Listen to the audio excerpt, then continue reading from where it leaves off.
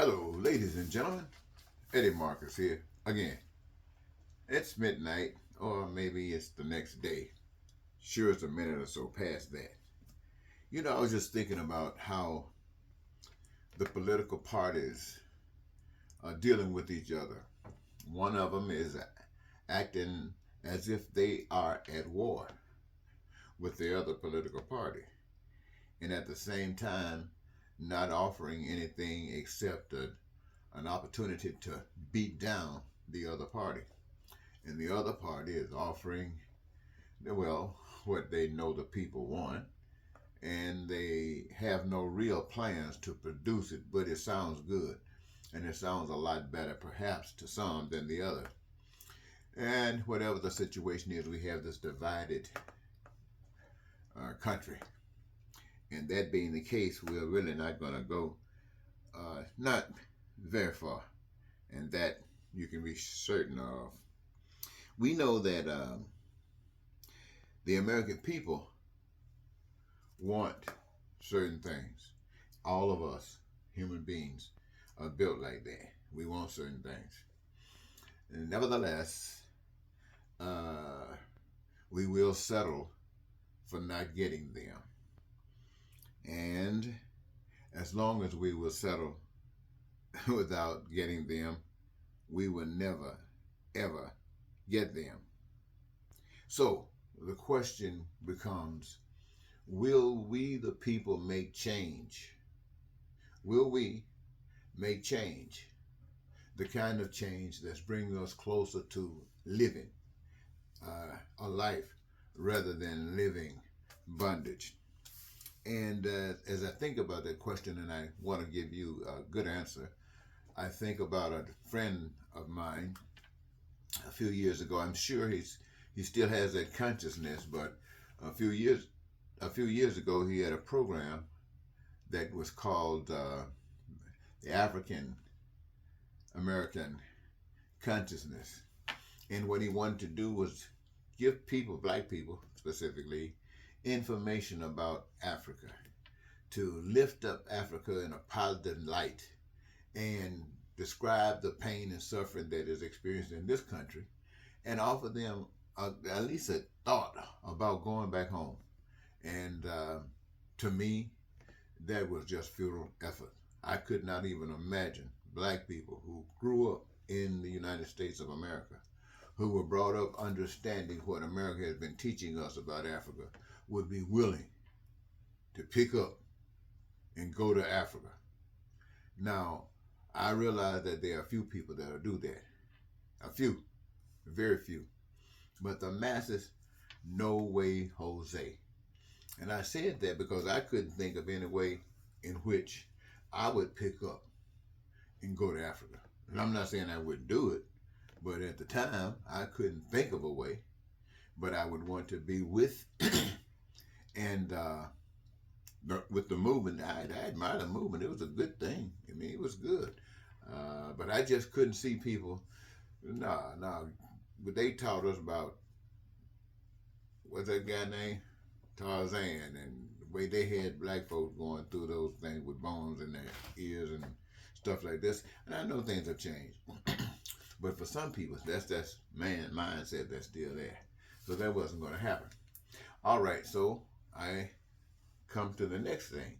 Will the people of America be willing to make the change that introduces them an opportunity to live life as opposed to live bondage? And the question requires an answer. And what would that answer be? I would say yes, the American people will do that when they have no other choice. When they have no other choice, American people will make a change. But as long as they got a choice, they will refuse to make a change. It's almost like the story about the flood. They got information that if they used it, it probably could have helped them. But they refused for whatever the reasons might be. And talking about what I've just gotten talking about, people making a change, nope. If they were going to be a nuclear a catastrophe where everybody might get a chance to get blown up, or some nukes were exploded and people were already being blown up and the threat was there, then people might try to want to make a change, want to come together and be one. But as long as there's an opportunity of hope, no. So what I'm basically saying is this. When men are given an opportunity to choose between an invisible God and a visible God, they would choose the visible God all the time. All the time. Now, there might be one or two, but for the most part, they'll choose the visible God. Now, what is the invisible God? The invisible God is a spirit. It's the spirit of truth. It's that spirit that inside that guides you, that lets you know you're hungry, that lets you know you're thirsty, that lets you know you're sleepy, that lets you know the way of peace and where to stay from to get away from that which leads away from peace. It's already a part of us. So, what we're talking about is doing what you came into the world to do, knowing stuff, knowing that the resources for doing anything you want to do are here. Just knowing it because that's the way that spirit teaches you. That's the way that heart of things teaches you. Knowing that you got something to do, that you love doing, and it is your role that you are to exercise here in this life because it is that role that gives you your greatest joy. I know you heard me say this, ladies and gentlemen, 1,000 times, but somebody might be picking up this thing just because of the title, and I don't want them to miss it. So here you go. You engage in yourself.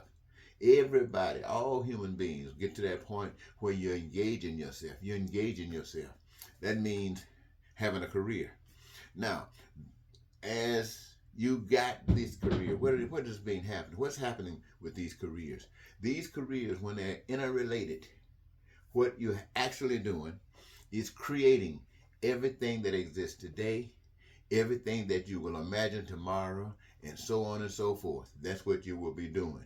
And you will be establishing this stuff in the reservoir of goods and services. That means amassing all of the people engaged, reservoir overflowing, meaning that everything that exists for clarity belongs to those who made it, those who participated. Now, who are those that participated? The country.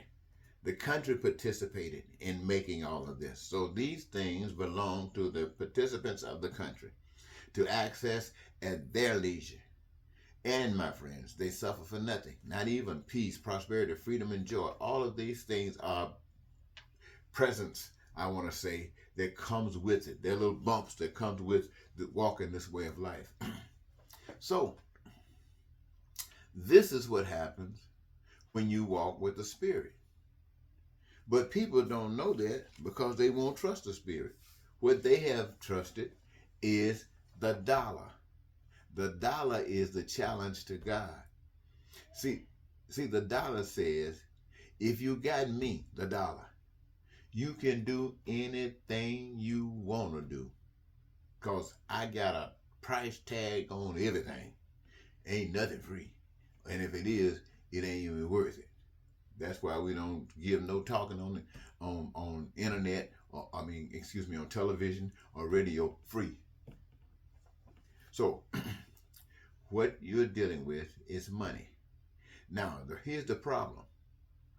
Some people got a whole lot of money. They can go flying around in spaceships, just going up in space, flying around. Some people got that kind of money. Some people got the kind of money that can buy these big yachts and stuff. Almost look like football fields. Some people got that kind of money. Some people got the kind of money they can travel anywhere in the world, around the world, in the world, on private jets. Got that kind of money. Some people got that kind of money that can have a big mansion in this state, in another one in another state, with cars like parking lots. Some people got that kind of money. And then there are some people who work diligently, very hard every day, and they can only make it from week to week or from paycheck to paycheck. And every time a paycheck comes, it just keeps them from sinking. And before the next one comes, they'll be right back in that same old spot, almost sinking again. And then there are those who got nothing, who have to go to a shelter or someplace to eat, someplace to sleep. And if they can't find that, lay under bridges, lay under buildings.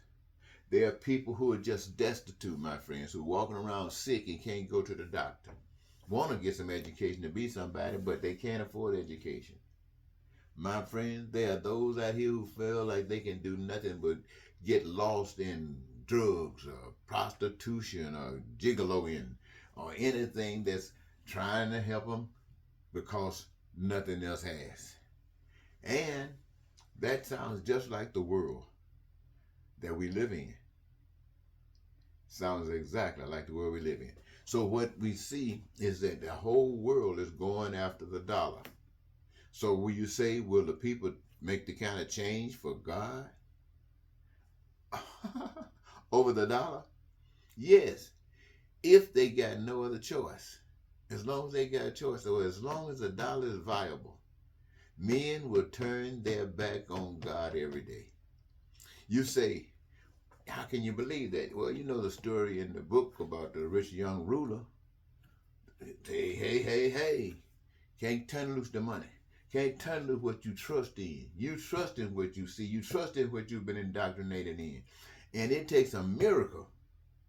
It takes a miracle for you to just change. And so when you change, just changed, that means a miracle has occurred. And because a miracle has occurred, that means you have available to you information that the general public does not have. All the general public got is what they know, been indoctrinated to, and what they might believe. But you got the knowledge. And so it is required upon you, some people say, well, why did he get the knowledge?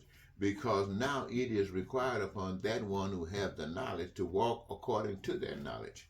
So that those who are believing can see and glorify the Spirit that they didn't see before. But now they see it being made real right before them. That is why we have to go like this. But as far as, yes, if the world was made to be just like I just described it, but the liar came around, and whoever you know that is a big liar, the biggest liar you know, the liar that's a bully, the liar that can make people turn around and believe a lie and follow a lie, came along and told the human race that God was not real, that God was fake, that God was phony, that God was a liar. Can you believe that?